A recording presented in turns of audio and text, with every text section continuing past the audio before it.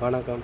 கேரள மாநிலம் வயநாட்டில் முண்டகை சுரல்மலை பகுதியில் நள்ளிரவு ஏற்பட்ட நிலச்சரிவு காரணத்தால் 19க்கும் மேற்பட்டவர்கள் அங்கே உயிரிழந்துள்ளதாக தகவல் கிடைத்துள்ளது. ஆகவே உயிரிழந்த குடும்பத்தினரின் தகவல் கிடைத்தவுடன் மனவேதனையும் அடைகிறேன், மன கஷ்டமும் அடைகிறேன். அவருடைய குடும்பத்தாருக்கும் எனது ஆழ்ந்த இரங்கலை தெரிவித்துக் கொள்கிறேன். மேலும் கேரள அரசு இன்னும் 400க்கும் மேற்பட்டவர்கள் சிக்கி தவிக்கிறார்கள் என்று செய்தித்தாள் மூலமாக கேட்டறிந்தேன்.